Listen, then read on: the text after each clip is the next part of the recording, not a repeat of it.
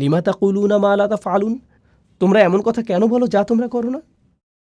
হুয়াল্লাযী খালাকাকুম ফামিনকুম কাফিরুন ওয়া মিনকুম মুমিন, তিনি সেই সত্তা যিনি তোমাদেরকে সৃষ্টি করেছেন, তোমাদের মধ্যে রয়েছে কাফের, তোমাদের মধ্যে রয়েছে ঈমানদার। কেন মানবজাতির মধ্যে এই অসঙ্গতি, যখন আকাশমণ্ডলীতে কোনো অসঙ্গতি নেই? কিন্তু এই সূরাটি অন্যগুলো থেকে আলাদা। এই সূরাতে যখনই আল্লাহ বর্ণনা করেছেন আকাশ এবং পৃথিবী এবং তারা তাই করে যা তাদের করা উচিত, এরপর তিনি উল্লেখ করেছেন রসুল সাল্লাল্লাহু আলাইহি ওয়াসাল্লামের। আমাদের সমালোচনা করার পরিবর্তে তিনি রসুল সাল্লাল্লাহু আলাইহি ওয়াসাল্লামের উল্লেখ করেছেন এবং বর্ণনা করেছেন তিনি তাই করেন যা তার করা উচিত। আকাশমণ্ডলী যেমন আল্লাহর ঐশী নির্দেশ অনুযায়ী চলে, রসুল সাল্লাল্লাহু আলাইহি ওয়াসাল্লাম নিজেও আল্লাহর ঐশী নির্দেশ মেনে চলেছেন। আকাশ, পৃথিবী এবং রসুল সাল্লাল্লাহু আলাইহি ওয়াসাল্লামের কাজের মধ্যে সংগতি বিদ্যমান ছিল। এই দিক থেকে এই সূরাটি অন্য সূরাগুলো থেকে চমৎকারভাবে আলাদা। এর পাশাপাশি আল্লাহর 2টি নাম উল্লেখের পরিবর্তে এই সূরাটিতে 4টি নামের উল্লেখ করা হয়েছে। এটা আমরা জানবো আলোচনার দ্বিতীয় অংশে। এখন প্রথম আয়াতের বিষয়বস্তুতে যাওয়ার আগে এবং আল্লাহ 4টি নামের আলোচনার আগে আমি আপনাদের সাথে আলোচনা করতে চাই, শুধুমাত্র এই আলোচনারই নয়, বরং পুরো সূরাটির সামগ্রিক মেসেজটি নিয়ে। মূলত এর মেসেজটি হলো পরিবর্তন। আর এটি বোঝার জন্য আপনাকে বুঝতে হবে কুরআনের বহুল ব্যবহৃত একটি উপমা এবং দৃষ্টান্ত। অনেক জায়গাতে কুরআন নিজেকে তুলনা করেছে আকাশ থেকে নেমে আসা বৃষ্টির সঙ্গে। এভাবে তুলনা করা হয়েছে। আর এই তুলনাটি উপলব্ধি করা গুরুত্বপূর্ণ। পানি আসে আকাশ থেকে, কুরআনও এসেছে আকাশ থেকে। পানি হলো বিশুদ্ধ, কুরআনও বিশুদ্ধ। পানি মাটিকে জীবন দান করে, যা আগে মৃত ছিল। এতে জীবনের সম্ভাবনা ছিল, কিন্তু এটা ছিল মৃত। একইভাবে কুরআন হৃদয়কে জীবিত করে তোলে, যা আগে মৃত ছিল। হৃদয়ের মধ্যে সম্ভাবনা ছিল, কিন্তু ভিতরের সেই সম্ভাবনা এখন সক্রিয় নয়। অথবা এর ভিতরে নেক কাজের বীজ ছিল, কিন্তু এটা প্রস্ফুটিত হওয়ার এবং বিকশিত হওয়ার সুযোগ পায়নি। পানি এবং কোরআনের উপমাটি খুবই শক্তিশালী, কারণ এটা আসলে পরিবর্তনেরই উপমা। এক অর্থে আমাদেরকে তুলনা করা হয়েছে মাটির সাথে। যেমন মাটি পরিবর্তিত হয় পানির দ্বারা, সবুজে সুশোভিত হওয়ার পর বৃষ্টি তার পরশ বুলানোর পরের এবং আগের দৃশ্য থেকে মনে হয় যেন এটি পৃথক 2টি জায়গা। মানুষের ক্ষেত্রেও এটি সত্য হয়। যখন ওহির পরশ জীবনকে ছুঁয়ে যায়, মানুষের ক্ষেত্রেও এটি সত্য হয় যখন ওহির পরশ জীবনকে ছুঁয়ে যায়। এখন আসুন জানি সেই পরিবর্তন সম্পর্কে, কিভাবে মানুষের পরিবর্তন হতে পারে। সেই পরিবর্তনটি কি, যা কোরআনে এসেছিল? শুধুমাত্র ঐতিহাসিক দৃষ্টিকোণ থেকে দেখলে কোরআন নাজিল হওয়া শুরু হয় যখন রসুল সাল্লাল্লাহু আলাইহি ওয়াসাল্লামের বয়স হয়েছিল 40 এবং এটা বন্ধ হয় যখন তার বয়স হয়েছিল 63। এটি 23 বছরের খুবই সংক্ষিপ্ত একটি সময়। আর এই সময়ের মধ্যে অবিশ্বাস্য একটি বিপ্লব ঘটে গেল। পৃথিবীর মানচিত্রের অজ্ঞাত উপেক্ষিত এই অংশে, মরুভূমির মাঝখানে, যেখানে কোনো বড় সাম্রাজ্য ছিল না, মহান কোনো ঐতিহাসিক বা কোনো স্কলার এবং এ জাতীয় কিছুই ছিল না, সম্পূর্ণরূপে অজ্ঞাত সেই স্থানে একটি বিপ্লব ঘটে গেল। একটি বিপ্লব যা মানুষকে ভিতর থেকে পরিবর্তন করে দিল। তাদের সব কিছুই পরিবর্তিত হয়ে গেল।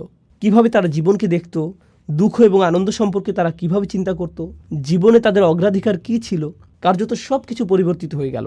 খাবার খাওয়ার পদ্ধতি, তাদের ঘুমানোর পদ্ধতি, কিভাবে তারা বিবাহ করবে, কাকে বিবাহ করবে, কিভাবে তালাক দিবে, জীবন মৃত্যু সম্পর্কে তাদের ভাবনা কি, কিভাবে তারা নিজেদেরকে পরিষ্কার করবে, কিভাবে তারা তাদের সময় কাটাবে, তাদের অগ্রাধিকার কি হবে প্রতিদিন, প্রতি বছর এবং সমগ্র জীবনের বিবেচনায়, তারা কি ভালোবাসবে এবং কি ঘৃণা করবে, তাদের সব কিছু অভ্যাসগত দিক থেকে সব কিছু পরিবর্তিত হয়ে গেল। এক ব্যক্তিগত পরিবর্তন, কিন্তু এটা শুধুমাত্র ব্যক্তিগত পরিবর্তনের মধ্যেই সীমাবদ্ধ ছিল না, একই সাথে এটা ছিল সামাজিক পরিবর্তনও। ব্যবসা চালানোর পদ্ধতিতে পরিবর্তন আসলো, অর্থনীতির বিন্যাস পরিবর্তিত হলো, মানুষ যেভাবে একে অপরের সাথে ব্যবহার করত তার পরিবর্তন আসলো, নারী এবং পুরুষের অধিকারগুলো কি এবং সমাজে তারা কিভাবে একে অপরের সাথে মেলামেশা করবে, কিভাবে বিভিন্ন অর্থনৈতিক শ্রেণীর মানুষেরা একে অপরের সাথে ব্যবহার করবে, জনগণের প্রতি সরকারের আচরণ কী হবে, সরকারের প্রতি জনগণের আচরণ কী হবে, কোন আদর্শ এবং মূল্যবোধ সমাজের আচার আচরণকে নির্ধারণ করবে, যুদ্ধের নীতি বা কী হবে, যুদ্ধ কিভাবে পরিচালিত হবে। এক কথায় এমনকি সমাজের ক্ষেত্রেও মূল্যবোধ পদ্ধতিতে সম্পূর্ণ বৈপ্লবিক পরিবর্তন এসেছিল এই 23 বছর সময়ের মধ্যে। ঐতিহাসিক দৃষ্টিকোণ থেকে একটি নির্দিষ্ট সমাজে ঘটে যাওয়া এটা ছিল আসলে অভূতপূর্ণ এক পরিবর্তন। উপরন্তু আপনি যদি এই বিষয়টি চিন্তা করেন, এই মানুষগুলোর ছিল হাজার বছরের পুরনো ঐতিহ্য এবং সংস্কৃতি।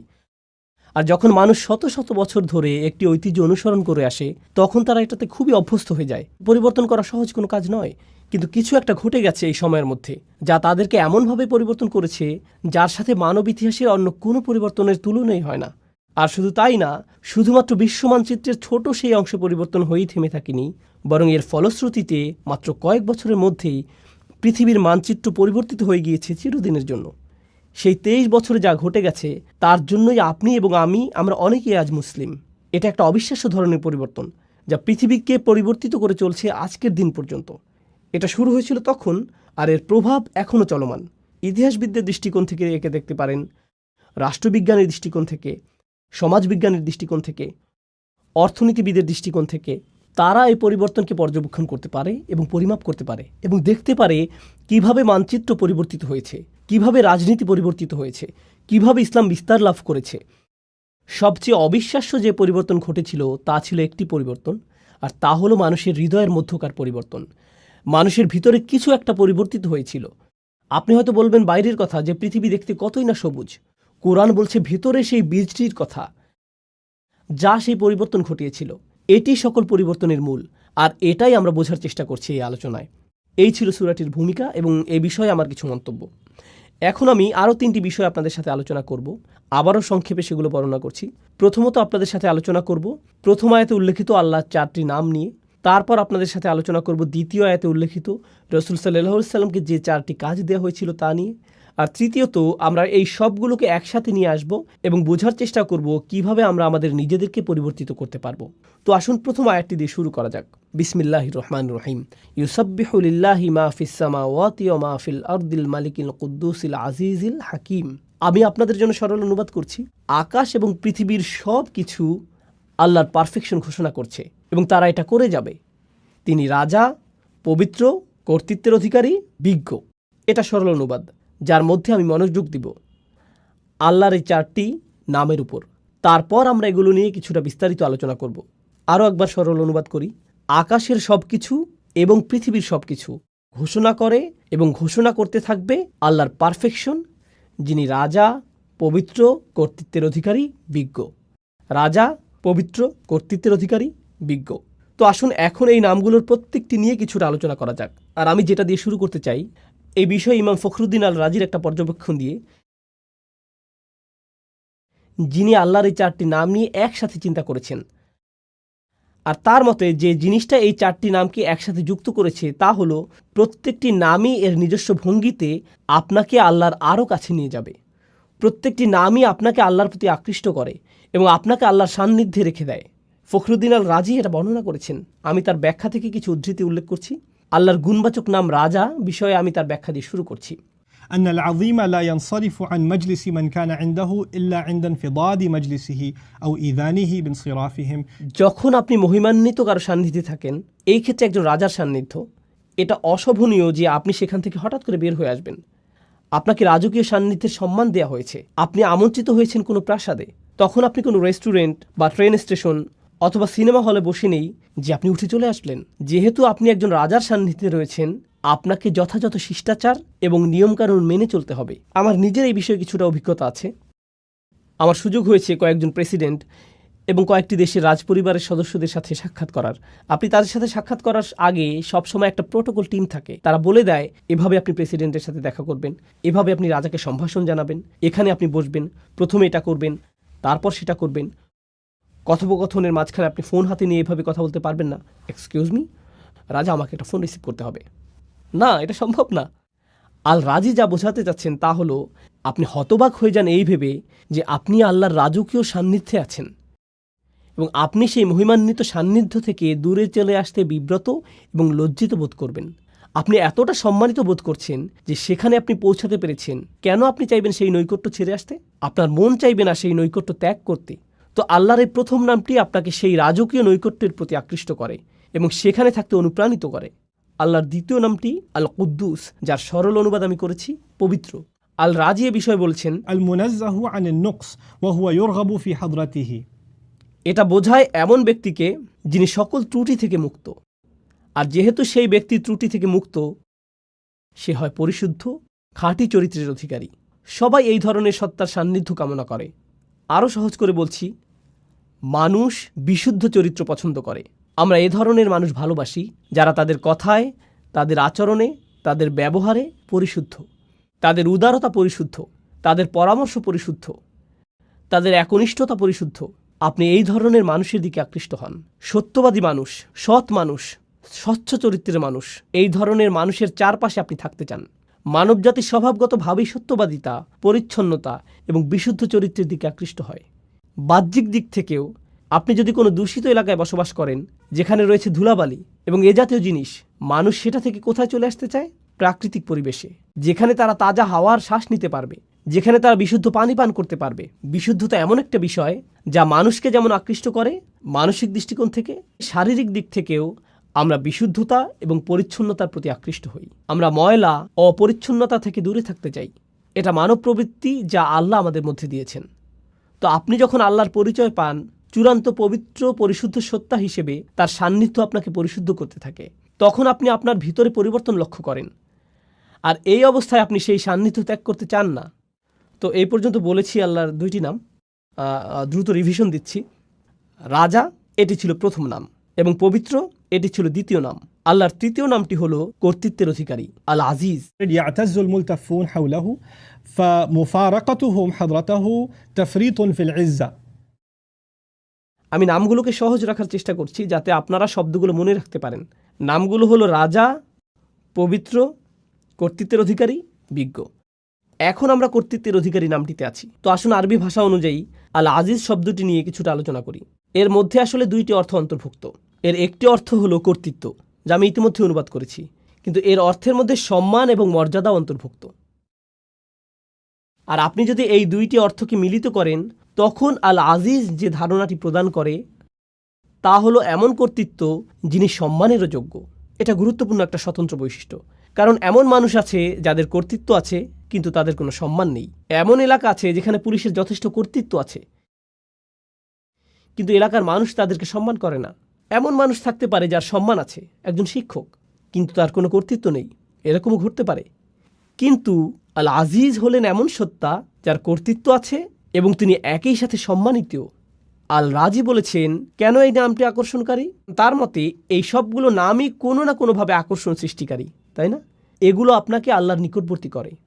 তিনি বলেন এই গুণটিও রাজার মতো। একজন সম্মানিত এবং কর্তৃত্বের অধিকারী ব্যক্তি আপনাকে আমন্ত্রণ জানিয়েছেন, তার নৈকট্য লাভ করেছেন। আপনি সেই নৈকট্য ছেড়ে আসলে তিনি অসম্মানিত হবেন না, বরং আপনি নিজে অসম্মানিত হবেন। আপনি সেই সম্মান থেকে বঞ্চিত হবেন। আপনি আমন্ত্রণ পেয়েছেন সম্মানিত কোনো ব্যক্তির পক্ষ থেকে, আপনি আমন্ত্রণ পেয়েছেন কর্তৃত্বের অধিকারী কোনো ব্যক্তির কাছ থেকে। তো আপনার তার প্রতি আনুগত্য প্রদর্শন করা, সেখানে গিয়ে অবস্থান করার অর্থ হলো আপনার নিজেকে সম্মানিত করা।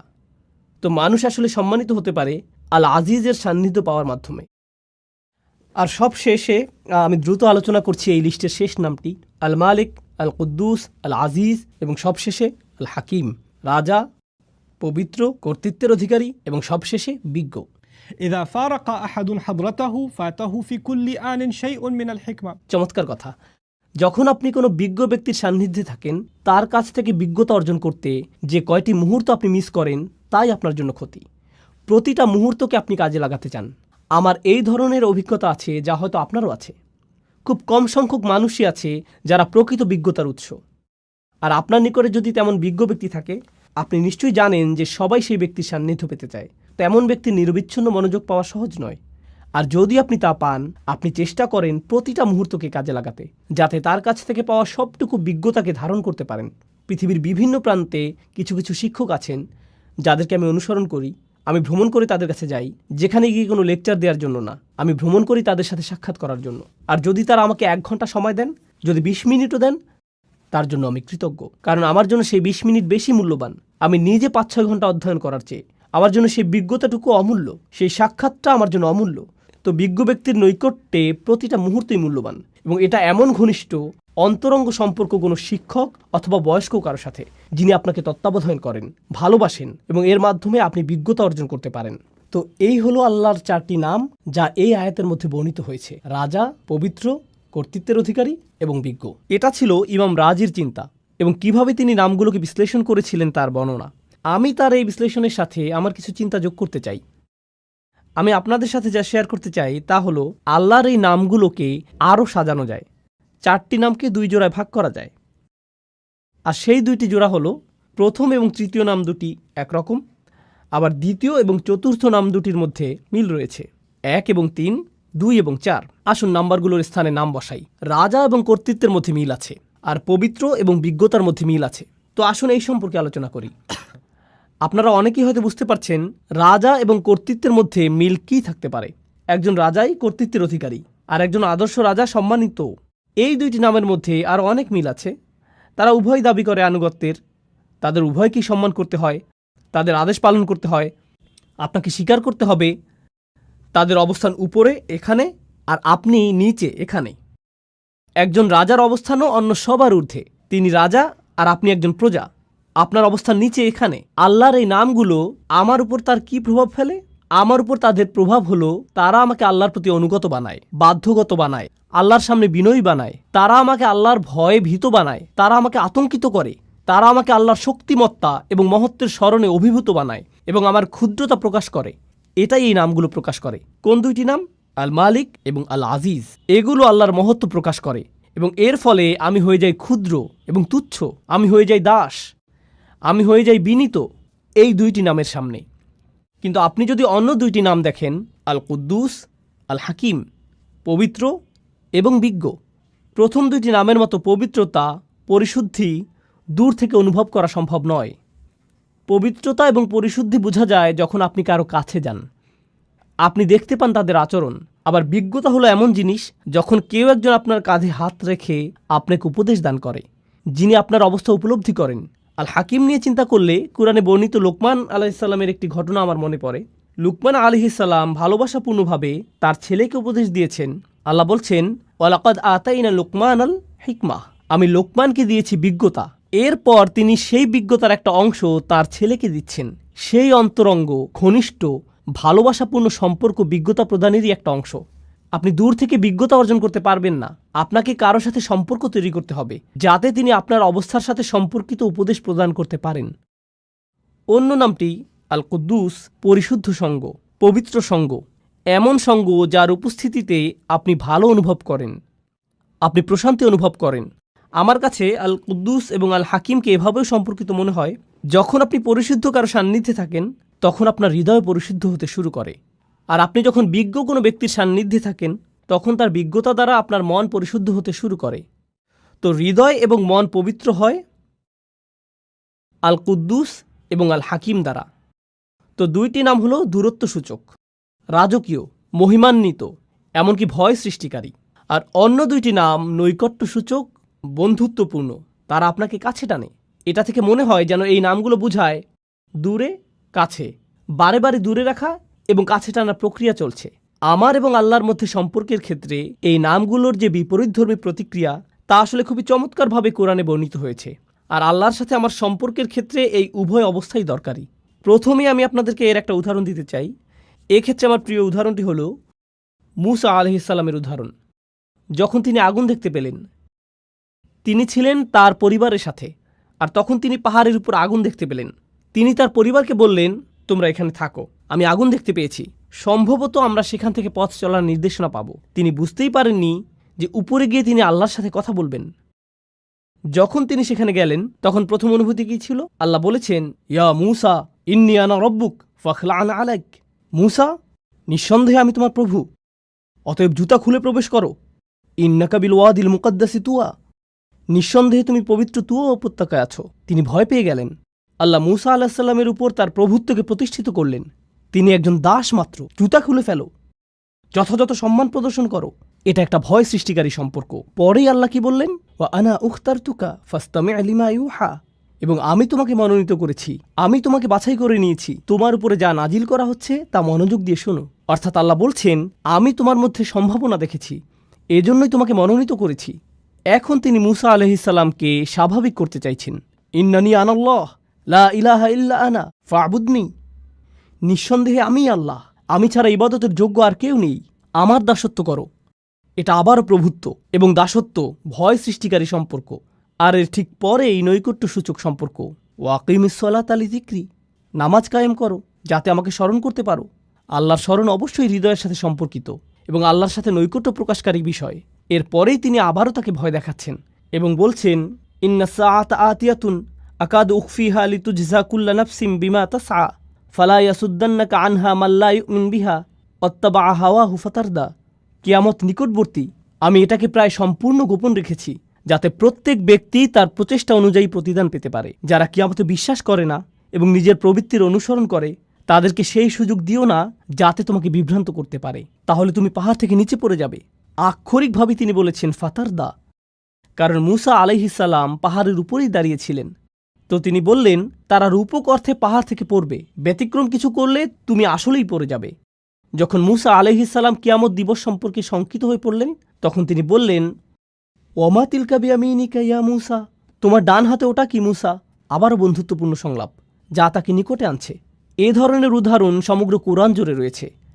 এখন এটা জানা গুরুত্বপূর্ণ যে কেন এ ধরনের সংলাপ, কেন কিছু নাম আমাদেরকে আতঙ্কিত করছে, ভীত করছে, আল্লাহর কর্তৃত্ব প্রতিষ্ঠা করছে, আর অন্য নামগুলো কেন তাকে বন্ধুত্বে পরিণত করছে, ঘনিষ্ঠ সহযোগী বানিয়ে দিচ্ছে।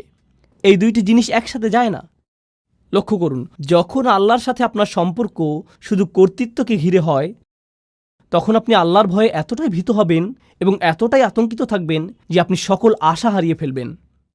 যদি আল্লাহর সাথে আপনার শুধুই বন্ধুত্ব এবং ভালোবাসার সম্পর্ক হয়, তখন আপনি বলবেন, আল্লাহ আমাকে ভালোবাসেন, তিনি আমার প্রকৃত অবস্থা জানেন, আমি তাকে ভালোবাসি, তিনি আমার সবচেয়ে ভালো বন্ধু, ইত্যাদি ইত্যাদি। আপনি জানেন বন্ধুদের মাঝে কি হয়? বন্ধুদের কারো উপর কারো কর্তৃত্ব থাকে না। বন্ধুরা এমন বলে, হ্যাঁ আমি তার সাথে সীমালঙ্ঘন করি, কিন্তু তাতে কি? যদি আল্লাহর সাথে আমাদের সম্পর্ক শুধুমাত্র তার কর্তৃত্বের মাধ্যমে হয়, আমরা শুধুই আতঙ্কিত এবং ভীত হব। তখন আল্লাহর সাথে আমাদের সম্পর্কের বহিঃপ্রকাশ হবে খুবই নিরাশাজনক, খুবই নিরাশাজনক। যদি আল্লাহর সাথে আমাদের সম্পর্ক শুধুমাত্র নৈকট্য, বন্ধুত্ব এবং অন্তরঙ্গতাকে কেন্দ্র করে হয়, আমরা সেই নমনীয়তার ফায়দা নিতে শুরু করব এবং তার অবাধ্যতা শুরু করব। আল্লাহ এই দুইটি জিনিসের মধ্যে ভারসাম্য রক্ষা করেছেন, যেমন তিনি ভয় এবং আশার মধ্যে ভারসাম্য রক্ষা করেছেন, কর্তৃত্ব এবং নৈকট্যের ক্ষেত্রেও একইভাবে ভারসাম্য রক্ষা করেছেন। আর সেই ভারসাম্যটি এত চমৎকারভাবে উপস্থাপিত হয়েছে আল মালিক, আল কুদ্দুস, আল আজিজ, আল হাকিম, রাজা, পবিত্র, কর্তৃত্বের অধিকারী, বিজ্ঞ, কাছে এবং দূরে, বারে বারে। সুবহানাল্লাহ। তো এখন আমরা প্রস্তুত। আমি আপনাদেরকে এই চারটি নামের পরিচয় দিয়েছি: রাজা, পবিত্র, কর্তৃত্বের অধিকারী এবং বিজ্ঞ। এখন আমি আপনাদের সাথে আলোচনার দ্বিতীয় অংশটি শুরু করতে চাই, যা হলো রসুল সাল্লাল্লাহু আলাইহি সাল্লামের সম্পর্কে যে চারটি কাজ আল্লাহ তাকে দিয়েছেন। আমি প্রথমে আপনাদের সাথে আয়াতটি পেশ করছি, আর তারপর আমরা এ বিষয়ে কিছুটা বিস্তারিত আলোচনা করব। প্রথমে আমি সরল অনুবাদ উল্লেখ করব। হুয়াল্লাযী বাআসা ফিল উম্মিয়িনা রাসূলাম মিনহুম ইয়াতলু আলাইহিম আয়াতিহি ওয়া ইউযাক্কিহিম ওয়া ইউআল্লিমুহুমুল কিতাবা ওয়াল হিকমাতা ওয়া ইন কানু মিন ক্বাবলু লাফি যালালিম মুবিন। তিনি সেই সত্তা যিনি নিরক্ষরদের মাঝে তাদের মধ্য থেকে একজন রসুল মনোনীত করেছেন। মিনহুম ইয়াতলু আলাইহিম আয়াতিহি, যিনি তাদের কাছে তার আয়াত, তার ওহী, তার মুজিজা বর্ণনা করেন। ওয়া ইউযাক্কিহিম, এবং তিনি তাদেরকে পরিশুদ্ধ করেন। ওয়া ইউআল্লিমুহুমুল কিতাব, আর তিনি তাদেরকে শিক্ষা দেন। এখানে বলা হয়েছে বই, কিন্তু বই শব্দটি দিয়ে আইন কানুনও বোঝানো হয়। কোরআনে অনেক স্থানে কিতাব শব্দটি আইন শব্দে ব্যবহৃত হয়েছে। তো তিনি তাদেরকে আইন কানুন শিক্ষা দেন, ওয়াল হিকমা, এবং বিজ্ঞতা শিক্ষা দেন। আবারও আমি অনুবাদটি সারমর্ম নিজের ভাষায় বলছি। তিনি সেই সত্তা যিনি নিরক্ষরদের মাঝে তাদের মধ্য থেকে একজন রসুল নিযুক্ত করেছেন, যিনি করেন চারটি কাজ। আর তা হলো, তিনি তাদের কাছে তার আয়াতসমূহ বর্ণনা করেন অথবা মুজিজাসমূহ তাদের কাছে উপস্থাপন করেন, তিনি তাদেরকে পরিশুদ্ধ করেন, তিনি তাদেরকে শিক্ষা দেন আইন কানুন এবং বিজ্ঞতা। ওয়া ইন কানু মিন ক্বাবলু লাফি যালালিম মুবিন, অর্থাৎ যদিও অনেক আগে থেকেই তারা স্পষ্ট বিভ্রান্তিতে ডুবে ছিল, এই লোকগুলো পথভ্রষ্ট ছিল। অনেক অনেক শতাব্দী ধরে মিথ্যা উপাস্যদের ইবাদত করা, মূর্তি পূজা করার কারণে তারা ভ্রান্তির মধ্যে ছিল। তো এটাই হলো আয়াতটির সরল অনুবাদ। আবারও বলছি, এখানে চারটি কাজের কথা এসেছে। রসুল সাল্লাল্লাহু আলাইহি সাল্লাম তাদের কাছে আয়াতসমূহ বর্ণনা করেন, পরিশুদ্ধ করেন, তিনি তাদেরকে আইন কানুন শিখান এবং তিনি তাদেরকে বিজ্ঞতা শিখান। এই চারটি কাজ ভালোভাবে বোঝার জন্য প্রথম যে জিনিসটা আপনাদের সাথে শেয়ার করতে চাই তা হলো, অন্য সকল নবীর তুলনায় রসুল সাল্লাল্লাহু আলাইহি সাল্লাম অনন্য দায়িত্বের বোঝা বহন করেছেন। শেষ নবী হওয়ার অর্থ শুধুমাত্র এই না যে তার অবস্থান তালিকার শেষে, এর অর্থ তার বোঝাটি ছিল সবচেয়ে ভারী। মানবতাকে পথ দেখাতে আর কোনো নবী আসবেন না। তো তাকে যে দায়িত্ব দেয়া হয়েছিল এবং তার যা করণীয় ছিল, সেই 23 বছর সময়ে তা শুধুমাত্র তার সরাসরি শ্রোতাদের পরিবর্তনের জন্যই ছিল না, বরং তাকে যা দেয়া হয়েছিল তা অবিরামভাবে মানবজাতিকে সংশোধন করে যাবে কিয়ামত পর্যন্ত। যেভাবে সকল নবী মানবতাকে পরিশুদ্ধ করে গেছেন, আগে যে কাজ সকল নবীরা করে গেছেন, এখন তা পালন করতে হবে এই একজন নবীর দ্বারা, তাদের সবার জন্য। কিয়ামত পর্যন্ত যত জাতি আসবে, যত প্রজন্ম আসবে, যত সমাজ আসবে, কিয়ামত পর্যন্ত যত জাতি আসবে, এই বোঝাটি আমাদের রাসূল সাল্লাল্লাহু আলাইহি সাল্লামকে বহন করতে হয়েছিল। আর এই সব কিছুর উপর নবীদেরকে দেয়া হতো চমকপ্রদ সব মুজিজা, সমাজে পরিবর্তন সাধন করার জন্য, মানুষকে সঠিক পথে আনার জন্য, যেমন মুসা আলাইহিস সালাম এবং তার লাঠির ঘটনা। কিন্তু আমাদের নবীকে শুধু কোরআনই দেয়া হয়েছিল, তাকে অন্য কিছু দেয়া হয়নি। এই 4টি কাজের ধারাবাহিকতা এবং সৌন্দর্য বিস্তারিত বোঝার জন্য আমি এই আলোচনা শুরু করতে চাই একটি উপমার মাধ্যমে। আর আমার মনে হয় এই উপমাটির মধ্যে আয়াতের মূল বিষয়গুলো চলে আসবে। অনেক আগের অনুন্নত এক গ্রামের কথা কল্পনা করুন, যাতে তেমন একটা সভ্যতার ছোঁয়া লাগেনি। যারা সেখানে বসবাস করে তাদের তেমন কোনো আইন কানুন এবং অবকাঠামোও ছিল না। আর তারা একদিন একটি বাহিনীকে আসতে দেখল, যেখানে ছিল সুসজ্জিত ঘোড়া, পোশাক পরিহিত সৈনিক, তাদের সাথে রাজদূতও এসেছেন। আর সেই রাজদূতের দেহে এমন সব পোশাক যা তারা আগে দেখেনি কখনো। নিঃসন্দেহে এই নবাগতরা এই এলাকার অধিবাসী না। আর সেই দূত তাদের সামনে একটি রাজফরমান মেলে ধরলেন এবং একজন রাজার পাঠানো বার্তা তাদেরকে পড়ে শোনাতে লাগলেন, যিনি কিনা তাদের গ্রামকে দখল করতে চান, তার সাম্রাজ্যের অন্তর্ভুক্ত করতে চান এবং তাদের তার রাজ্যের অংশ হওয়ার সুযোগ দানে ধন্য করতে চান। তিনি সেই রাজার পক্ষ থেকে এই সকল বার্তা তাদেরকে দিয়ে যাচ্ছেন। গ্রামের অধিবাসীরা তাকে দেখে বলল, প্রথমত এটা পরিষ্কার যে আপনারা বহিরাগত, কিন্তু কিভাবে আমরা বুঝবো যে আপনি আসলে একজন রাজার কাছ থেকে এসেছেন? এর সপক্ষে কি প্রমাণ আছে আপনার কাছে? কি প্রমাণ আছে আপনার কাছে? তো তিনি তাদেরকে দেখালেন মুদ্রা, তিনি তাদেরকে এমন ধনভাণ্ডার দেখালেন যার অধিকারী হওয়া একজন রাজার পক্ষেই সম্ভব। তিনি তাদেরকে এমন কিছু নিদর্শন দেখালেন যাতে প্রকাশ পায় যে তিনি আসলে একজন রাজপ্রতিনিধি। যদি তারা সন্তুষ্ট হয়, তারা বলবে, আমরা তার কথা শুনে দেখব, আমরা শুনতে চাই এই রাজার কি বক্তব্য। আমরা বেশ চমৎকৃত হয়েছি এই বাহিনী এবং এর সাথে যা কিছু তিনি নিয়ে এসেছেন এবং তার রাজকীয় প্রমাণাদি দেখে। আমরা তার প্রস্তাবটি বিবেচনা করব। এখন আপনি যদি সেই বাহিনীর সাথে গিয়ে রাজার সাথে সাক্ষাৎ করতে যান, তাহলে আপনাকে সবচেয়ে সুন্দর পোশাকটি পরিধান করতে হবে, আপনাকে রাজদরবারের রীতিনীতি মেনে চলতে হবে, আপনাকে নিজেকে পরিশুদ্ধ করতে হবে, আপনাকে নিজেকে পরিচ্ছন্ন করতে হবে। আয়াতে আমরা যা শিখছি তার সাথে মিলাতে থাকুন। আপনি রাজার সাক্ষাৎ পেলেন, আর রাজা আপনাকে বললেন, যদি তোমরা আমার রাজ্যের অন্তর্ভুক্ত হতে চাও, এই আইনকানুনগুলো তোমাদের মেনে চলতে হবে, এই বিধিবিধানগুলো এখন থেকে পালন করতে হবে, এটাই হবে তোমাদের সংবিধান। আর সেই দূত আস্তে আস্তে এই মানুষগুলোকে গড়ে তুললেন, আর তারা একের পর এক রাজ্যের আইনগুলো তাদের সমাজে বাস্তবায়িত করতে লাগলো। একসময় তারা নিজেরাও হয়ে উঠল পরিশুদ্ধ, সুপ্রশিক্ষিত, সুপ্রতিষ্ঠিত, পরিশীলিত একটি সমাজ। আর যখন তারা প্রশিক্ষিত হতে শুরু করে, তখন তারা পরিশীলিত জাতিতে পরিণত হওয়ার সুফল উপলব্ধি করতে শুরু করে। তারা এই সকল আইনের সুবিধা আগে দেখতে পায়নি, কিন্তু এখন তারা সেই সুবিধাগুলো দেখতে পাচ্ছে। তো পরিশুদ্ধির এই প্রক্রিয়া তারা অতিক্রম করলো। আমি আপনাদের সামনে এই উপমাটি উপস্থাপন করলাম কারণ এটা রাসূল সাল্লাল্লাহু আলাইহি সাল্লামের কাজের সাথে মোটামুটি মিলে যায়, কিন্তু কিছু অমিলও আছে। মিলগুলো হলো, রাসূল সাল্লাল্লাহু আলাইহি সাল্লাম যেই মানুষগুলোর মধ্যে এসেছিলেন, তারা তাদের রাজার কাছ থেকে কোনো বাণী পায়নি অনেক অনেক প্রজন্ম ধরে। ওয়া ইন কানু মিন ক্বাবলু লাফি যালালিম মুবিন। রাসূল সাল্লাল্লাহু আলাইহি সাল্লাম প্রথম কোন কাজটি করলেন? তিনি আল্লাহর আয়াতগুলো বর্ণনা করেছিলেন। মানুষ কোরআনের বাণী শুনল, আর তিনি দাবি করেছিলেন যে এটা এসেছে আল্লাহর কাছ থেকে। তারা বলল, কিভাবে আমরা বুঝবো যে এটা আল্লাহর কাছ থেকে এসেছে? কি প্রমাণ আছে আপনার কাছে যে এটা আল্লাহর বাণী? আল্লাহর বাণীগুলো এতটাই শক্তিশালী, এতটাই অভিজাত, এতটাই অনুকরণীয়, আপনার পক্ষে এর মতো কিছু তৈরি করা সম্ভব না। এর প্রভাব এতটাই অভিভূতকারী যে যারা এটা শুনবে তারা তৎক্ষণাৎ বুঝতে পারবে যে এই কথাগুলো কোনো মানুষের কথা নয়। তারা আল্লাহর বাণীর মুজিজা সরাসরি উপলব্ধি করেছিল, আর শুধুমাত্র এটাই তাদেরকে বিনয়াবনত করেছিল। এরকম নজিরও রয়েছে, যখন মানুষ রাসূল সাল্লাল্লাহু আলাইহি সাল্লামের সাথে বিতর্ক করতে এসেছিল, তখন তিনি আয়াত পাঠ করতে করতে এমন আয়াতে গেলেন যেখানে আল্লাহ আদেশ করেছেন সবাইকে সিজদায় অবনত হওয়ার জন্য। এরকম ঘটেছে, কাফেরদের সম্পূর্ণ জনসমাবেশ সেখানে সিজদায় পড়ে গিয়েছিল। এরকম ঘটেছে, কোরআনের বাণী তাদেরকে অভিভূত করে ফেলেছিল।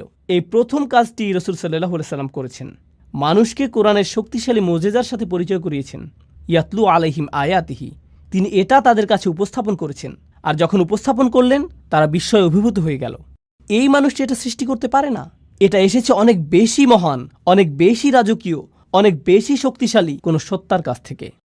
কিছু মানুষ এই বাণীগুলোর দ্বারা এতটাই অভিভূত হয়ে গেল যে তারা সংকল্প করল যে তারা এই বাণীকে গ্রহণ করে নিবে, এবং তারা উপলব্ধি করল যে এখন তাদেরকে পরিশুদ্ধ হতে হবে। এই সকল মানুষেরা তখন রাসূল সাল্লাল্লাহু আলাইহি সাল্লামকে সঙ্গ দিয়েছিলেন। তারা তার চারপাশে থাকতেন, তাকে ঘিরে থাকতেন, তারা তাকে কেন্দ্র করে একটি সমাজ গড়ে তুলল।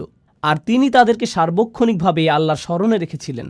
ফাযাক্কির ইন্না ফাআতি যিকরা, স্মরণ করিয়ে দাও যদি স্মরণ করানো উপকারে আসে। ইন্না যিকরা তানফাউল মুমিনিন, সার্বক্ষণিক জিকির দ্বারা মুমিনরা উপকৃত হবে। রাসূল সাল্লাল্লাহু আলাইহি সাল্লাম আল্লাহর বাণীর মাধ্যমে তাদেরকে সার্বক্ষণিকভাবে আল্লাহর স্মরণের মধ্যে রেখেছিলেন। আর সেই স্মরণের মাধ্যমে দুইটি জিনিস ঘটল। তাদের হৃদয় পরিশুদ্ধ হতে শুরু করলো লোভ থেকে, হিংসা থেকে, বস্তুবাদ থেকে, দুনিয়াবি প্রয়োজন এবং দুশ্চিন্তা থেকে। আল্লাহর সাথে তাদের হৃদয়ের সম্পর্ক ক্রমশ জোরালো হতে লাগলো, আর এই পৃথিবীর সাথে ধীরে ধীরে সম্পর্কহীন হতে লাগলো। তারা চারপাশকে আরও পরিশুদ্ধ এবং সৌন্দর্যমণ্ডিতভাবে দেখতে লাগলো। তবে তাদের মনও পরিশুদ্ধ হতে শুরু করলো। তাদের চিন্তা পদ্ধতিতে পরিবর্তন আসা শুরু করলো। তারা বিভিন্ন বিষয়কে সমালোচনার দৃষ্টিতে দেখতে লাগলেন, যা আগে করেননি। তারা এমন সব বিষয়কে সমাদর করতে শুরু করলেন। এই পরিশুদ্ধি ঘটেছিল তাদের অবিরত ওহির জ্ঞানের সংস্পর্শে থাকার কারণে। ওয়ায়ুযাক্কিহিম, তিনি তাদেরকে পরিশুদ্ধ করেছেন। আর যখন তারা পরিশুদ্ধির একটা নির্দিষ্ট স্তরে পৌঁছলেন, তখন তাদের হৃদয় এবং মন সম্পূর্ণভাবে আল্লাহর নিকট সমর্পিত হয়ে গেল। আর আগেই তারা আল্লাহর মুজিজার দ্বারা অভিভূত হয়েছিলেন। এভাবেই তারা সবচেয়ে শক্তিশালী মানুষে পরিণত হলেন, এমন মানুষ যারা সবকিছু ছাড়তে প্রস্তুত ছিলেন। অবশেষে আল্লাহ তাদেরকে আইনের বিধিবিধান প্রদান করলেন। যখন তিনি বললেন, নির্দিষ্ট কিছু খাবার যা তোমরা আজীবন খেয়ে এসেছো তা এখন থেকে আর খেতে পারবে না, নির্দিষ্ট কিছু পানীয় যা ছিল নেশা সৃষ্টিকারী, মদ এবং অ্যালকোহল যা তোমরা সারা জীবন উপভোগ করে এসেছো, আজকে থেকে এটা তোমাদের জন্য নিষিদ্ধ, নির্দিষ্ট কিছু পোশাক, নারীরা নিজেদেরকে সুসজ্জিত করতে, চকমকে পোশাক পরতে এবং সামাজিক অনুষ্ঠানীতিতে যেতে পছন্দ করত। আর তারপর কোরআন বলল, না, আজকে থেকে তোমরা অন্যভাবে পোশাক পরিধান করবে, এবং তাদেরকে আইনের বিধিবিধান দিল। যখন আল্লাহ আইনের বিধিবিধান দিলেন, এই মানুষগুলো তৎক্ষণাৎ প্রস্তুত ছিলেন তা বাস্তবায়নের জন্য। কেন এরকম ঘটল? কারণ দীর্ঘ একটা সময় ধরে দুইটি বিষয় ঘটে গিয়েছিল। ইয়াতলু আলাইহিম আয়াতিহি, তারা অভিভূত হয়েছিল আল্লাহর মুজিজাত দ্বারা। তারা আল্লাহর বাণীর কাছে বিনয়াবনত হয়েছিল এবং অবিরত তারা কোরআনের স্মরণ দ্বারা পরিশুদ্ধ হয়েছিলেন। এরপর অবশেষে তারা প্রস্তুত হয়েছিলেন আইন মানার জন্য। এই বিষয়ে হযরত আয়েশা রাদিয়াল্লাহু তাআলা আনহার উক্তিটি স্মরণীয় হয়ে থাকবে, লাউ আউয়ালা মা নাযালা মিনাল কুরআন লা তাশরবুল খামর লাকুল্লা আল্লাহি লান নাতরুকাল খামরা আবাদা। তিনি বলেছেন, কুরআন নাজিলের প্রথমেই যদি বলা হতো যে মদ পান করো না, তাহলে আমরা বলতাম আমরা কখনোই মদ ছাড়ব না, আমরা কখনোই এটা ত্যাগ করতাম না, কারণ তখন আমরা পরিশুদ্ধ হইনি। এটাই তিনি বোঝাতে চেয়েছেন। এখানে ওয়ায়ু আল্লিমহুমুল কিতাব, অর্থাৎ তিনি তাদেরকে কিতাব শিক্ষা দেন। এই অংশটি খুবই শক্তিশালী একটা বিষয় যা আমাদেরকে অনুধাবন করা জরুরি। তো এখানে ইয়াতলু আলাইহিম আয়াতিহি ওয়ায়ু আল্লিমহুমুল কিতাব, অর্থাৎ তিনি তাদেরকে কিতাব শিক্ষা দেন, এই অংশটি খুবই শক্তিশালী একটা বিষয় যা আমাদেরকে অনুধাবন করা জরুরি। ইসলামের আইনকানুনগুলো এরকম না যে শুধুমাত্র বলে দিলাম এটা হারাম, এটা হারাম, ওটা হারাম। আপনি যদি আসলেই চান যে তারা পরিবর্তিত হোক, তাহলে তাদেরকে কোরআনে বর্ণিত এই একই প্রক্রিয়ার মধ্য দিয়ে যেতে হবে। এখন সব শেষে আসছে অন্তহীন পথ চলার কথা, ওয়াল হিকমা, অর্থাৎ তিনি তাদেরকে বিজ্ঞতা শিক্ষা দেন। কেন আমি এটাকে বলছি অন্তহীন পথ চলা? লক্ষ্য করুন, আইন হলো সীমিত সংখ্যক বিধিবিধানের একটি সমষ্টি। এটা সীমিত কিছু নির্দেশনা, এটা নিষিদ্ধ, এটা নিষিদ্ধ, এটা নিষিদ্ধ, এটা অবশ্য করণীয়। আপনাকে দিনে 5 ওয়াক্ত নামাজ আদায় করতে হবে, সামর্থ্য থাকলে হজে যেতে হবে, আপনাকে রমজান মাসে রোজা রাখতে হবে। আইনের সংখ্যা সীমিত। ইসলামের আইনের সংখ্যা অসীম নয়, কিন্তু বিজ্ঞতা হলো সম্পূর্ণরূপে ভিন্ন একটি বিষয়। বিজ্ঞতা হলো অসীম, সমগ্র জীবনব্যাপী সাধনা। কোরআন শুধুমাত্র আমাদেরকে আইন দিতে আসেনি, কোরআন এসেছে সারা জীবনব্যাপী পাওয়া যায় এমন বিজ্ঞতা দিতে। আমার সমগ্র জীবন যদি ব্যয় হয় কোরআন থেকে বিজ্ঞতা অন্বেষণ করতে, তবুও সামান্য কয়েক ফোঁটা অর্জন করেই আমাকে পৃথিবী ছাড়তে হবে। এটাই বিজ্ঞতার ধরন। তো সবশেষে আল্লাহ আযজা ওয়া জাল্লা বলছেন, তিনি তাদেরকে বিজ্ঞতা শিক্ষা দেন। তিনি তাদেরকে সেই পদ্ধতির শিক্ষা দেন যাতে তারা এই গ্রন্থটির সাথে সম্পর্ক তৈরি করতে পারে এবং এটা থেকে আরও রত্ন আহরণ করতে পারে। আফালা ইয়াতাদাব্বারুনা কুরআন, তারা কি কোরআন নিয়ে গভীর মনোনিবেশ সহকারে চিন্তা করে না? এই প্রক্রিয়াটির কথাই কোরআনে এসেছে। প্রসঙ্গক্রমে বিজ্ঞতা সম্পর্কে আরেকটি বিষয় হলো, বিজ্ঞতা আইনের পেছনের অন্তর্নিহিত বিজ্ঞতাকেও শিক্ষা দেয়। এটা আপনাকে দেখায় যে ইসলাম শুধুমাত্র কিছু বিধিবিধান নয়, এটি আসলে একটি নৈতিক আদর্শ, এটি একটি আধ্যাত্মিক আদর্শ। এই আইনগুলোর মধ্যে আধ্যাত্মিক কল্যাণ রয়েছে, নৈতিক কল্যাণ রয়েছে। আপনি যত বেশি অধ্যয়ন করবেন, আইনের পেছনের এই বিজ্ঞতাগুলো তত স্পষ্ট হতে শুরু করবে। এই হলো পরিবর্তনের 4টি ধাপ যা রাসূল সাল্লাল্লাহু আলাইহি সাল্লামকে দেয়া হয়েছিল। এখন আমি এই আলোচনার মধ্যে আমার প্রিয় অংশটিতে আসছি। তা হলো আপনাদের কাছে উপস্থাপিত এই 4টি ধাপ কিভাবে সেই সমাজকে পরিবর্তন করতে সক্ষম হয়েছিল যা ছিল অন্ধকারাচ্ছন্ন অনেক অনেক প্রজন্ম ধরে। আল্লাহ আমাদেরকে বলছেন, যে কোরআনকে অবমূল্যায়ন করা যাবে না। কোরআন এমন বই নয় যা আপনি শুধুমাত্র পড়েই থেমে যান। কোরআন হলো সেই বই যার সাহায্যে আপনি সম্পূর্ণভাবে নিজেকে পরিবর্তন করতে পারেন। আমি আপনাদেরকে আবারও স্মরণ করিয়ে দিচ্ছি রাসূল সাল্লাল্লাহু আলাইহি সাল্লামের এই 4টি কাজ। তিনি আয়াতসমূহ বর্ণনা করেন, তিনি তাদেরকে পরিশুদ্ধ করেন, তিনি তাদেরকে আইন শিক্ষা দেন, তিনি তাদেরকে বিজ্ঞতা শিক্ষা দেন। এই 4টি কাজ আসলে আল্লাহর 4টি নামের সাথে সম্পূর্ণরূপে মিলে যায়, যেগুলো দিয়ে আমি আলোচনা শুরু করেছিলাম। আজকের আলোচনার এই অংশটি হলো আমার সবচেয়ে প্রিয়। আমি সেই 4টি নাম আপনাদের মনে করিয়ে দিচ্ছি: রাজা, পবিত্র, কর্তৃত্বের অধিকারী, বিজ্ঞ। রাজা নামটিতে ফিরে যাওয়া যাক। যখন সেই বাহিনী আসলো এবং মানুষ সেই রাজদূতকে দেখল, তারা দ্বিধায় পড়ে গেল। তখন কি দেখাতে হয়েছিল? প্রমাণ। আয়াত আসলে কি? যখন রাসূল সাল্লাল্লাহু আলাইহি সাল্লাম মানুষের সামনে আয়াত পাঠ করেন, যখন তিনি তাদেরকে এর মুজিজা দেখান, এর মাধ্যমে তিনি আসলে কি করছেন? তিনি আসলে তাদেরকে প্রমাণ দেখাচ্ছেন যে এটা একমাত্র আল্লাহর পক্ষ থেকেই আসা সম্ভব। আয়াতের মধ্যেই তারা তাদের রাজাকে চিনতে পারবে। লক্ষ্য করুন, কোরআনের ভূমিকাতেও আল্লাহর পরিচয় এভাবে এসেছে: আলহামদুলিল্লাহি রব্বিল আলামিন, আর রহমানির রহিম, মালিক ইয়াউমিদ্দিন। আর রহমানির রহিম দিয়ে নৈকট্য প্রকাশ করছে। আর তারপর আসছে সেই অভিজাত্যের বর্ণনা। তিনি বিচার দিবসের রাজা, বিচার দিবসের মালিক এবং প্রভু। তো রাজাকে চিনা যায় তার চিহ্ন দ্বারা। এজন্য ইয়াতলু আলাইহিম আয়াতিহি। এভাবেই মানুষ আল্লাহর স্মরণে বিস্ময়ে অভিভূত হয়ে যাবে যখন তারা কোরআনের মুজিজাগুলো বুঝতে পারবে। আল্লাহর দ্বিতীয় নামটি ছিল আল কুদ্দুস। আল কুদ্দুস অর্থ কি? পবিত্র। চিন্তা করুন, দ্বিতীয় আয়াতে রাসূল সাল্লাল্লাহু আলাইহি সাল্লামের দ্বিতীয় কাজটি কি ছিল? ওয়ায়ুযাক্কিহিম, অর্থাৎ তিনি তাদেরকে পবিত্র করেন। পবিত্র হলো আল্লাহর গুণবাচক নাম, আর এই নামের দ্বারা অনুপ্রাণিত হয়ে এই কাজটি রাসূল সাল্লাল্লাহু আলাইহি সাল্লাম করছেন। তিনি মানুষকে পবিত্র, পরিশুদ্ধ করছেন, তাদেরকে সেই পবিত্র সত্তার আরও নিকটবর্তী করার মাধ্যমে। রাসূল সাল্লাল্লাহু আলাইহি সাল্লাম এটাই করেছেন। তিনি আল্লাহর এই 4টি নামকে মানুষের হৃদয়ে পৌঁছে দিয়েছেন। তিনি এগুলোকে মানুষের হৃদয়ে গেঁথে দিয়েছেন। আল্লাহর তৃতীয় নামটি ছিল আল আজিজ, কর্তৃত্বের অধিকারী। এমন কর্তৃত্ব যিনি সম্মান পাওয়ার যোগ্য। আর আইন প্রণয়ন ছাড়া কর্তৃত্ব পরিপূর্ণ হয় নাকি? কর্তৃত্বের অধিকারী আইন প্রণয়ন করতে পারেন। তাহলে রাসূল সাল্লাল্লাহু আলাইহি সাল্লাম আইনের বিধিবিধান শিক্ষা দেন। কার পক্ষ থেকে এই আইন? কর্তৃত্বের অধিকারীর পক্ষ থেকে। কার কর্তৃত্ব সম্মান পাওয়ার যোগ্য?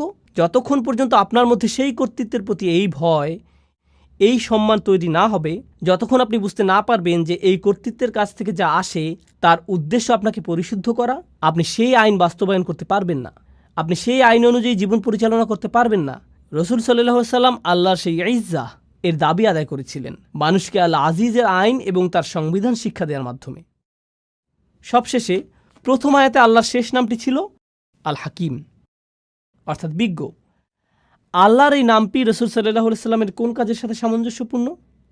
আল্লাহ সুবহানাহু ওয়া তাআলা বলছেন, ওয়া ইউআল্লিমুহুমুল কিতাবা ওয়াল হিকমা। তিনি তাদেরকে শিক্ষা দেন বিজ্ঞতা। আল্লাহ হলেন সবচেয়ে বিজ্ঞ, যিনি তার রাসূলকে শিক্ষা দিয়েছেন যাতে তিনি তার অনুসারীদের মনে বিজ্ঞতা সঞ্চারিত করেন, যারা এই আহ্বানে সাড়া দিবে এবং এই বিশ্বাসকে আলিঙ্গন করবে। সুবহানাল্লাহ। আল্লাহর 4টি নাম রাসূল সাল্লাল্লাহু আলাইহি সাল্লামের উপর আরোপিত 4টি কাজের সাথে সরাসরি মিলে যাচ্ছে। এটাই হলো পরিবর্তনের জন্য কোরআনের বিস্ময়কর পথ চলা, যে পথে বহু মানুষ হেঁটেছে এই নামগুলোকে হৃদয়ে ধারণ করার মাধ্যমে, যা আকাশ এবং পৃথিবী উপলব্ধি করতে পেরেছে। আল্লাহ যা বলেছেন তা হলো, তোমরা যদি এই নামগুলোকে হৃদয়ে ধারণ করতে পারো, তোমরাও আকাশ এবং পৃথিবীর সাথে সামঞ্জস্যপূর্ণ হয়ে উঠবে। রাসূল সাল্লাল্লাহু আলাইহি সাল্লাম এই উদ্দেশ্যে এসেছিলেন, আপনাদের মধ্যে সেই শৃঙ্খলা নিয়ে আসা যা ইতিমধ্যে আপনার চারপাশে বিদ্যমান রয়েছে। আশ-শামসু ওয়াল কমারু বিহুসবান ওয়ান নাজমু ওয়াশ-শাজারু ইয়াসজুদান, অর্থাৎ তারকা এবং বৃক্ষরাজি সিজদায় অবনত হয়। কেন তিনি আমাদেরকে বলেছেন যে তারকা এবং বৃক্ষরাজি সিজদা করে? অথবা পাখিদের তাসবিহ পড়া? আল্লাহ বলেছেন পাখিরা তাসবিহ পড়ে। ওয়া ইম মিন শাইইন ইল্লা ইউসাব্বিহু বিহামদিহি ওয়ালাকিন লা তাফকাহুনা তাসবিহাহুম, অর্থাৎ এমন কোনো জিনিস নেই যা তার প্রশংসা সহকারে তাসবিহ করে না। তো এভাবেই আমরা আমাদের চারপাশের অন্য সৃষ্টি জগতের সাথে একত্র হতে পারি। এখন আমরা একটা মজাদার বিষয়বস্তুতে এসে পড়েছি। আগের সকল আলোচনার বিবেচনায় কিভাবে আমরা নিজেদের পরিবর্তনের বিষয়টা চিন্তা করতে পারি? ইন্টারেস্টিং একটা প্রশ্ন হলো, চমৎকার এই পরিবর্তনের বিষয়ে আমরা যখন চিন্তা করি, আমি ছোটবেলা থেকেই শুনে এসেছি, সম্ভবত আপনিও সারা জীবন খুতবা এবং আলোচনায় শুনেছেন, সাহাবীদের চরিত্র কত চমৎকার ছিল, তাদের জীবনের পরিবর্তন কতটা বিস্ময়কর ছিল, কি অবিশ্বাস্য পরিবর্তনের মধ্য দিয়ে তারা জীবন অতিবাহিত করেছিলেন, আল্লাহর প্রতি কি বিস্ময়কর আনুগত্য তারা প্রদর্শন করেছিলেন।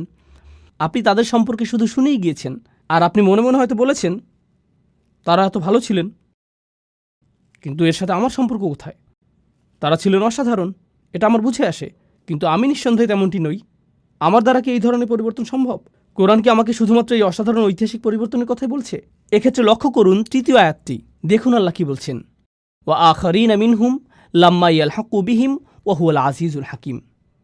অর্থাৎ তারা ছাড়াও অন্যরা, যারা হয়তো আরব না, আর এর দ্বারা পরবর্তী প্রজন্ম বোঝাতে পারে, যারা এখনও তাদের সাথে মিলিত হয়নি। তৃতীয় আয়াতে এটাই বলছে যে তারা ছাড়াও অন্যরা, যারা এখনও তাদের সাথে এক হয়নি। ওয়া হুয়াল আজিজুল হাকিম, অর্থাৎ তিনি হলেন সকল কর্তৃত্বের অধিকারী। এর দ্বারা আল্লাহ বলছেন আধ্যাত্মিক ও নৈতিক এই বিপ্লবটি শুধুমাত্র এমন কিছু মানুষের মধ্যে সীমাবদ্ধ নয় যারা রাসূল সাল্লাল্লাহু আলাইহি সাল্লামের সাহচর্য পেয়েছেন, বরং এটা এমন একটা বিষয় যার ধারাবাহিকতা অব্যাহত থাকবে, কারণ তিনি হলেন সর্বশেষ রাসূল। অন্যরা এখনও তাদের সাথে যোগ দেয়নি, তারা কখনোই তাদের রাসূলের সাক্ষাৎ পায়নি, কিন্তু তারা কোরআনের সাক্ষাৎ পাবে। তারা কখনোই সাহাবীদের সাক্ষাৎ পায়নি, কিন্তু তারা একই ধরনের পরিবর্তনের সাক্ষাৎ পাবে। তারা আসছে। এটা শোনার পর রাসূল সাল্লাল্লাহু আলাইহি সাল্লামের সাহাবীরাও চিন্তা করেছিলেন, অন্যরা? এই অন্যরা কারা? মানহা উলা। তারা বলেছেন, কুন্না জুলুসা ইনদান নবী সাল্লাল্লাহু আলাইহি সাল্লাম, অর্থাৎ আমরা রাসূল সাল্লাল্লাহু আলাইহি সাল্লামের সান্নিধ্যে বসেছিলাম। নাযালাত আলাইহি সূরাতুল জুমআ, সূরা জুমআ নাজিল হলো। এই সূরাটি নাজিল হলো, আর যখন তিনি তিলাওয়াত করতে শুরু করলেন, তিনি পড়লেন, ওয়া আখারিনা মিনহুম লাম্মা ইয়ালহাকু বিহিম, অন্যরা এখনও তাদের সাথে মিলিত হয়নি।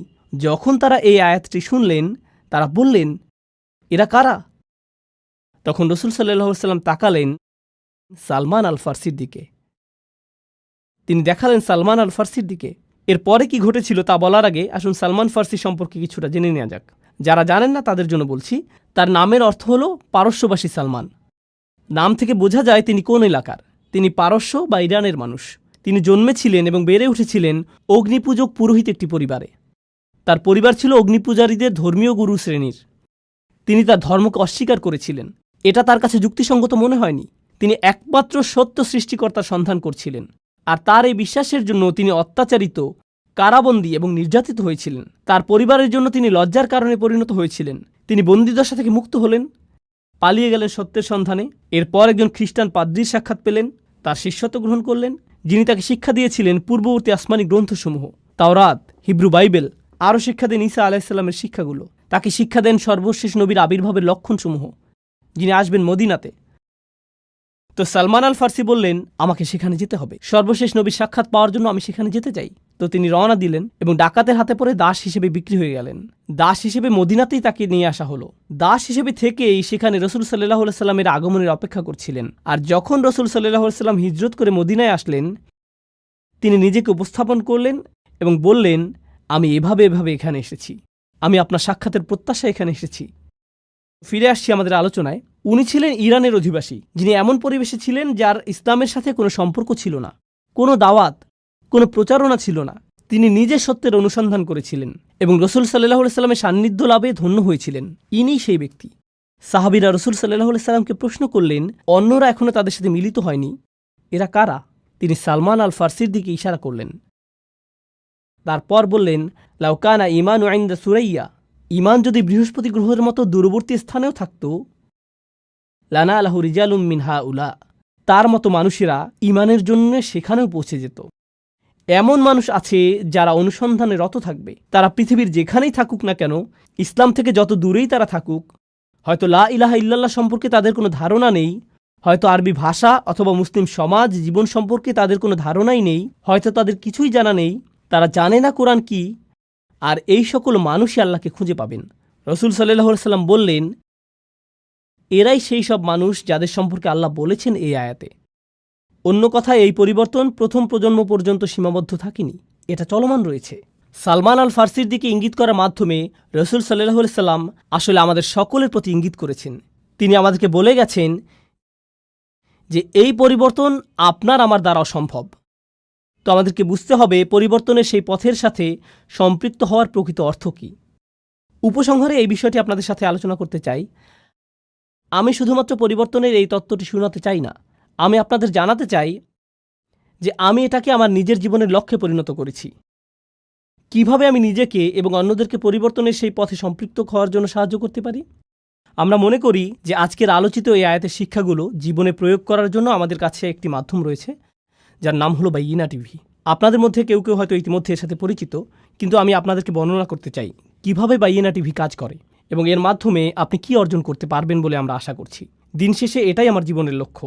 আমার সকল প্রচেষ্টা ব্যয় করছি জ্ঞানের এই ভাণ্ডারকে আরও সমৃদ্ধ করার জন্য, যাতে মানুষ পরিবর্তনের এই প্রক্রিয়াটিকে অনুভব করতে পারে, যে পরিবর্তনের দ্বারা আমি নিজেও প্রবলভাবে অনুপ্রাণিত হয়েছি। আর আমি আশা করছি আপনি এই পথ চলায় আমার সাথেই থাকবেন।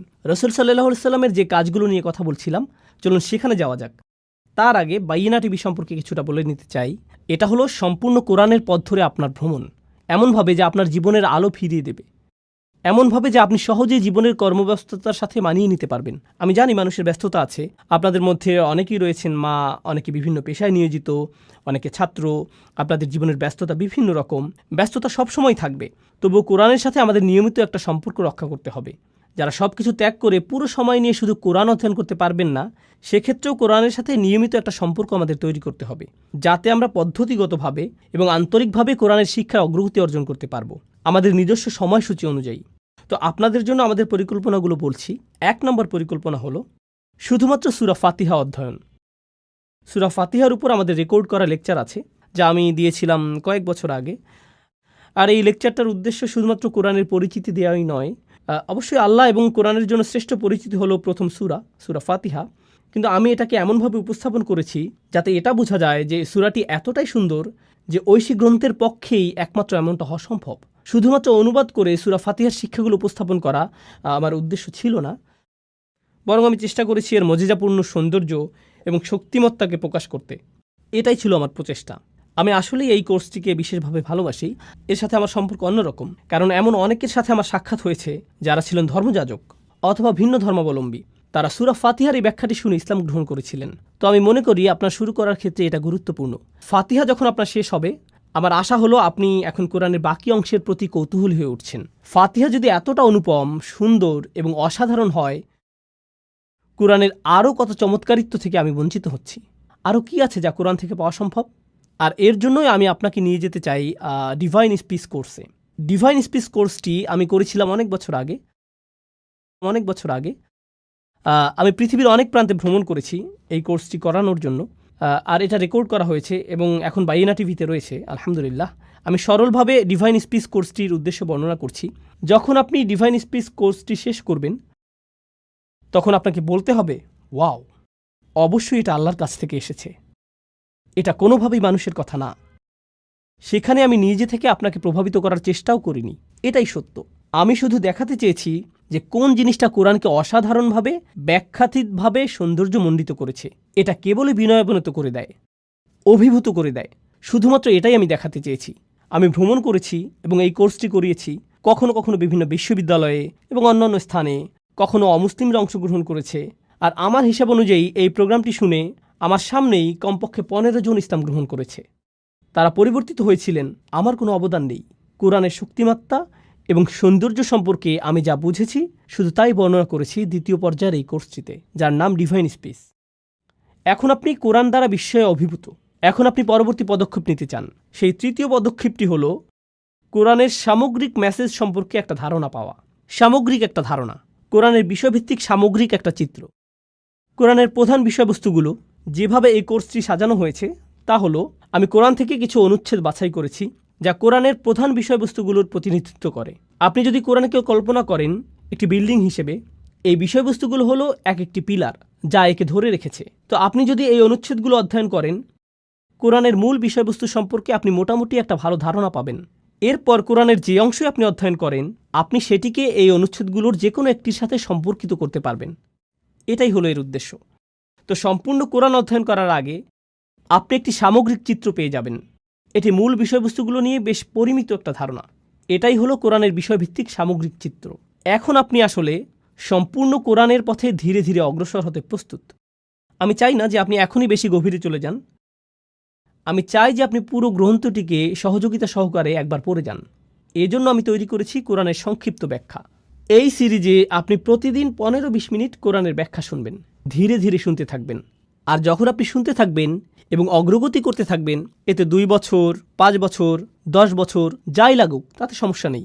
কিন্তু আপনি ফোঁটায় ফোঁটায় কোরআনের অমেয় সুধা লাভ করবেন, অনুবাদ এবং সংক্ষিপ্ত ব্যাখ্যা সহকারে, বিশেষত সেই সকল অংশ যা বোঝা কঠিন, যা সচরাচর ভুলভাবে উদ্ধৃত করা হয় অথবা ভুল অনুবাদ করা হয়, সেই সকল অংশ যা দ্বিধাদ্বন্দ্ব তৈরি করে। আমি সহজ ভাষায় তা উল্লেখ করব এভাবে যে এটা আসলে এই বিষয়টাকে বোঝাচ্ছে, অথবা এই কয়েকটি শিক্ষা আমরা এটা থেকে পাই, কিন্তু এতে খুব গভীরে যাওয়া হয়নি। তথ্যের আধিক্যে অভিভূত হয়ে যেতে হবে এমনটা নয়। এর উদ্দেশ্য হলো আপনি প্রতিদিন কোরআনের একটি করে ডোজ পেয়ে যাচ্ছেন এবং আপনি পুরো কোরআনটি এভাবে শেষ করছেন। এটাই সংক্ষিপ্ত ব্যাখ্যা সহ কোরআন। আর তারপর আসছে সর্বশেষ পদক্ষেপ। আমার জন্য এটাই হলো সবচেয়ে পছন্দের পদক্ষেপ। আগেরগুলো বাদ দিয়ে প্রথমে এখান থেকে শুরু করা ঠিক হবে না। আমি চাই আপনি সম্পূর্ণ প্রক্রিয়াটি সময় নিয়ে অনুসরণ করুন। সর্বশেষ পদক্ষেপটিকে বলা হয় গভীর পর্যবেক্ষণ। আর গভীর পর্যবেক্ষণ হলো যা আমি নিজের জন্য করার সিদ্ধান্ত নিয়েছিলাম, আর আপনি নিজেও এটা প্রত্যক্ষ করবেন। যখন আপনি কোরআনের শুরু থেকে শেষ পর্যন্ত পড়ে শেষ করবেন, আপনি উপলব্ধি করবেন যে অনেক কিছু বাকি রয়ে গেছে যা আমি শিখতে চাই। এটা এরকম যে আমি শুধু সমুদ্রের উপরিভাগ স্পর্শ করেছি। আমি ফিরে যেতে চাই এবং আবারও অনুসন্ধান করতে চাই, আবারও করতে চাই, আবারও করতে চাই। তো কয়েক বছর আগে আমি সিদ্ধান্ত নেই যে আমি আমার কোরআন অধ্যয়নকে পুনরায় শুরু করব।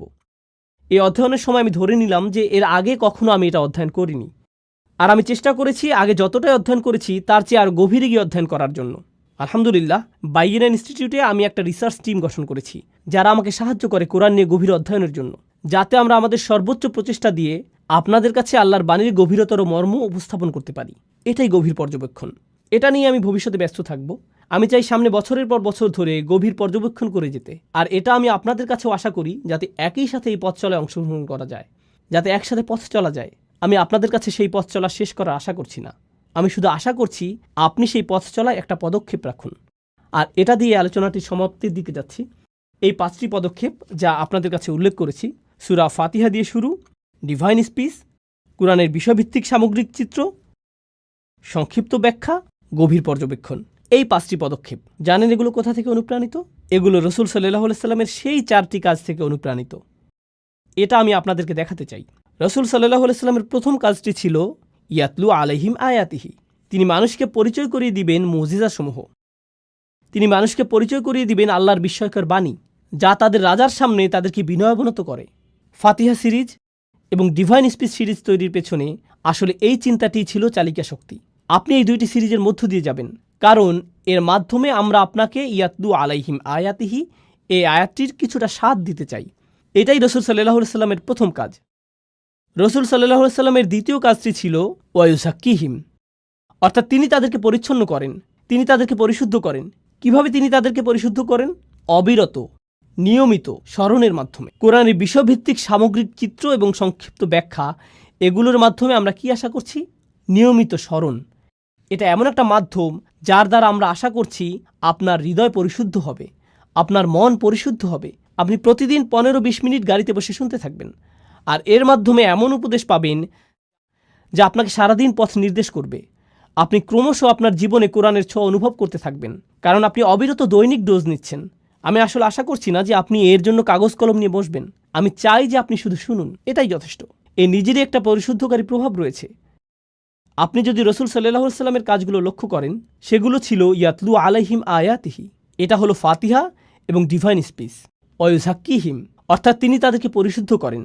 আমাদের আশা যে পরিশুদ্ধকরণ হবে কোরআনের বিষয়ভিত্তিক সামগ্রিক চিত্র এবং সংক্ষিপ্ত ব্যাখ্যার অবিরত স্মরণের মাধ্যমে। এরপরে রাসূল সাল্লাল্লাহু আলাইহি সাল্লামকে আরও যে কাজ দেয়া হয়েছিল তা হলো তিনি তাদেরকে আইন এবং বিজ্ঞতা শিক্ষা দেন। আর শিক্ষা বলতে বোঝায় যখন আপনি একজন ছাত্র এবং আপনার জন্য রয়েছে একজন শিক্ষক।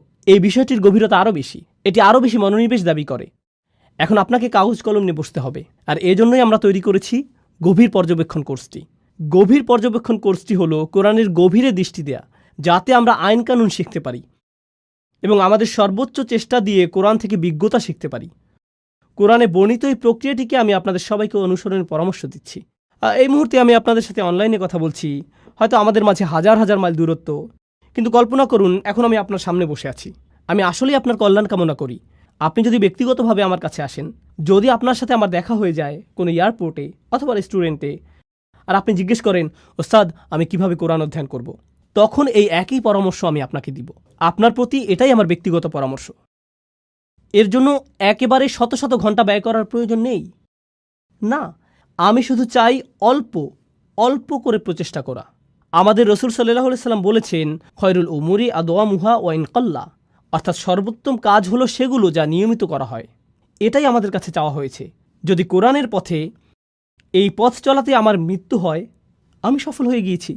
এটাই আমার কাছে গুরুত্বপূর্ণ, এটাই আমি আপনার জন্যও চাই।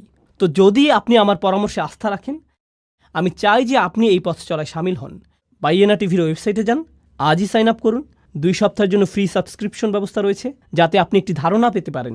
আলোচনা শোনা শুরু করে দিন। প্রতিজ্ঞা করুন যে সকালে যাতায়াতের সময় অথবা বিকেলে অথবা রাতে ঘুমানোর আগে আপনি আপনার প্রতিদিনের ডোজটি নেবেন, অল্প অল্প করে, অল্প অল্প করে, অল্প অল্প করে। আপনারা হয়তো জানেন না যে ইউটিউবে আমার হাজারো ভিডিও রয়েছে। আমি কথা বেশি বলি, আমার মা আমার সম্পর্কে এমনটাই বলেন। আমার হাজারো ভিডিও রয়েছে বিভিন্ন জায়গায়। হ্যাঁ, তা আছে ঠিক, কিন্তু সেগুলো বিক্ষিপ্ত আকারে আছে। কিন্তু এটি হলো পরিকল্পিত অধ্যয়ন। এটা এরকম যেন কোরআন অধ্যয়নের জন্য আপনি আমাকে টিউটর হিসেবে পেয়েছেন।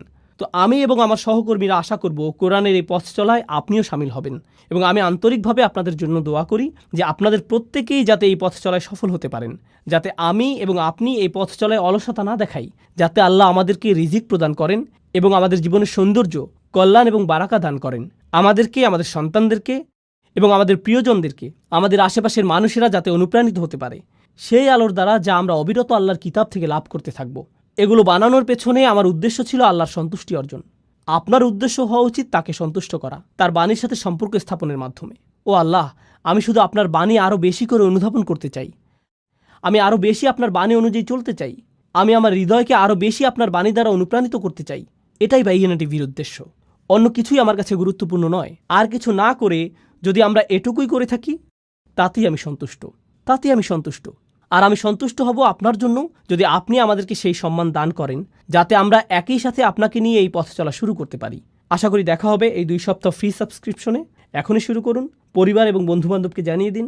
আরও যোগ করে আমি বলতে চাই, অমুসলিম পরিবার এবং বন্ধুবান্ধব থাকলে তাদেরকেও জানিয়ে দিন, তাদেরকে একটি সাবস্ক্রিপশন নিয়ে দিন। আমার এমন কর্মচারী আছেন যারা তাদের অমুসলিম মা বাবাকে সাবস্ক্রিপশন উপহার দিয়েছেন। খ্রিস্টান মা, যিনি শুনবেন সূরা আলে ইমরানের তাফসির এবং এটি অধ্যয়ন করবেন। কেন নয়? তাদেরকে আল্লাহর কিতাবের সাথে পরিচয় করিয়ে দিন। সরাসরি কোরআন ছাড়া আর ভালো কি হতে পারে যার থেকে তারা ইসলাম সম্পর্কে জানতে পারবে? তাদেরকে সরাসরি আল্লাহর কথা শোনার সুযোগ দিন। তো আমি আশা করছি যে এই প্রচেষ্টাটি আল্লাহ আমাদের সবার পক্ষ থেকে কবুল করে নেবেন। আপনারা সবাই আলোচনাটি শুনেছেন, এজন্য কৃতজ্ঞতা প্রকাশ করছি। আমি অত্যন্ত উৎসাহী এই জন্য যে আমরা একটি অ্যাপও তৈরি করেছি। আপনাদের যাদের ভিডিও দেখার সুযোগ কম, অডিও হলে সুবিধা হয়, অ্যাপ থেকে অডিও ডাউনলোড করতে পারেন। এটা পাবেন অ্যাপ স্টোরে, আইফোন এবং অ্যান্ড্রয়েড অ্যাপ হিসেবে। ব্যস্ততার মধ্যেও আলোচনাগুলো শোনার জন্য এটা একটা সহজ উপায় ইনশাআল্লাহ। আমি আন্তরিকভাবে আশা করি আপনারা যাতে উপকৃত হতে পারেন। অনেক অনেক ধন্যবাদ আজকে অংশগ্রহণ করার জন্য। জাযাকুমুল্লাহু খাইরান। আসসালামু আলাইকুম ওয়া রাহমাতুল্লাহি ওয়া বারাকাতুহু।